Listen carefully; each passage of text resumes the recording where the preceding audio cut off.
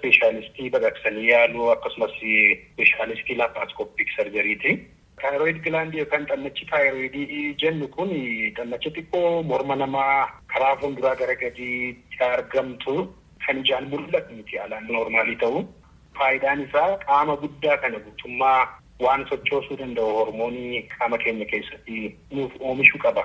Hormooniin kun TS4 jedhamu maqaa saayinsii isaaniitiin qaama keenya baay'ee gargaaru. Namni isa malee jiraachuudhaaf hin danda'u. Guddina qaama namaas kan to'atudha. Sirna qaama keenyaas kan onnee, kan narvii, kan mardummaanii, kan maasha mataadhaa haga miillaatti hormooniin kun baay'ee fayyada. Guddinallee kan gargaaru isa keessumaa daa'imman irratti. Hormooniin kun uumamaan dhiiga keenya keessatti safara mataa isaa qaba. Akkaataan uumama isaa safara sanaa ol yoo ta'es, isaa gad yoo ta'es dhukkubbii fida namarratti. Hanqinni hormoonii taayiroid kun maal fida? Yeroo hanqatu qaama namaa guutummaa isaa sochoosa waan ta'eef keessumaa daa'imman haaraa reefuu dhalatan irratti garaa keessatti yoo ayoodiinii gahaan arganne ta'e yookaan immoo xannachuuti kun sirnaan hin guddanne ta'e keessatti guddina sammuu isaanii irratti guddina qaamaa irratti rakkoo jabaa fida. Yeroo dhalatanii bifa adda addaa agarsiisu. Daa'imman umurii isaanii irra jiran wajjin qixxee hin guddatan. Keessumaa hir'ina sammuu guddaa isaan irratti fida. Al tokko yoo garmalee jabaa ta'e immoo jireenyi maaliyyuu jiraachuu dadhabsiisuu danda'a dhalatanii booda. Namoota gurguddaa irrattoo?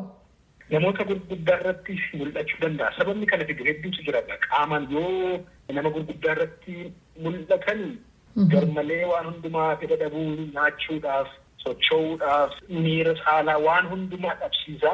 Sababni isaa argitee fakkeenyi yeroo baay'ee waa'ee hormoonii taayiroidii kanaa himamu akka beenzinaati qaama namaatiif. Yoo beenzina garmalee rukutanis garmalee deemsisaa. Yoo makiinaan beenzina gahaan qabdu ta'e sochiin hin jiru nama sana garmalee miidha waan ta'eef.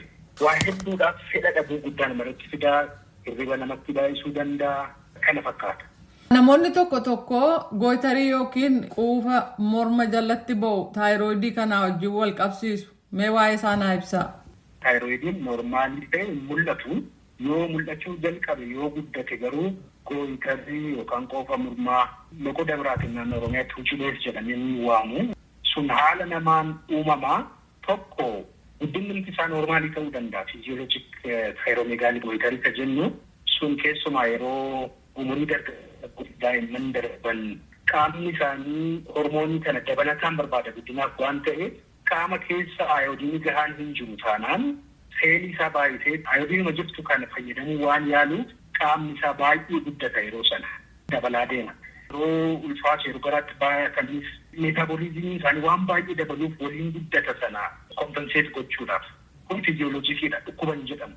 Yeroo dhukkuba ta'u garuu hir'ina ayoodiinii dhaabbataa namni qaama keessatti yoo qabaate indeemitiisa jedhamu kan guddataatuma deema sana kompenseet godhee hormoonii kana oomishuudhaaf baay'ee dabalaa deema. Sana biyya keenyatti baay'inaan kan mul'atu gootarii.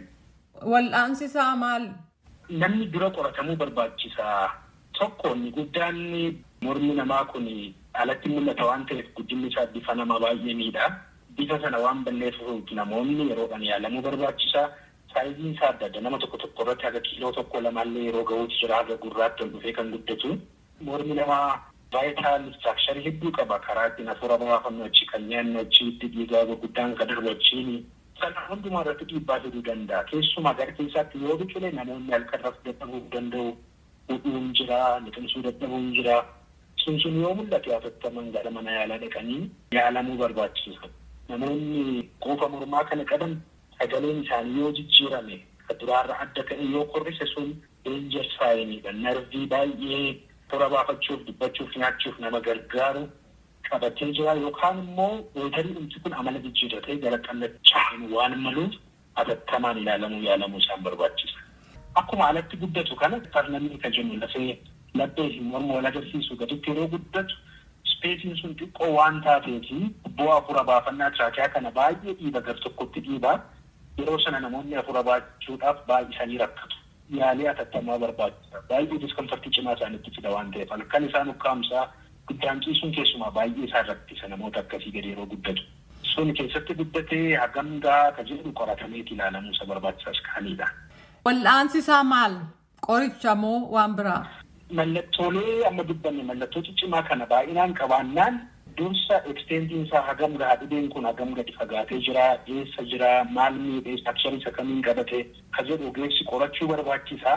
Namoota tokko tokkotti reefudhuma kadhii ta'ee fi mallattoonni qabu baay'ee maayildii yoo ta'e ayoodiin immoo fudhachuudhaan kan xiqqaatuu fi akka hin guddanne gochuun hin danda'ama namoota reefuu jalqabu irratti. Kuuwwan irratti garuu ayoodiin sanatti aansanii baqaqsanii yaalanii irraa muranii baasuu barbaachisaa. Baqaqsanii yaaluun kun illee adda addaatu jira. Akka guutummaatti bahu jiraachuu danda'a. Yoo guutummaatti bahe namoonni hormoonii kan akka qorichaatti kan qophaa'etu jira. Sana fudhachuun isaan barbaachisa umurii guutuu. Faayinii dhimma aspaayireeshinii marfeedhaan fuudhanii saamudaa isaa ilaaluun qorannaa isa guddaadha. Likinni sun kan biraati moo rakkoo biraa fideeraa yookaan immoo beenaayinii kana kan jedhu beekaniitu murtaa'a. Gar tokkoon bahee gar tokkoon illee hafuu danda'a kadhii bahee baasne yeroo baay'ee. Opereeshinii dura sagaleen nama sanaa jijjiirame jechuun narvii kanarratti rakkoo jabaan gaheeraa jechuudha. Sana sodaatanii garuu dhiisuun hin barbaachisu. Dirqama bahuu qabatanaan hakiimni murteessaa qoratamuun isa jalqabaatti waan baay'ee barbaachisu.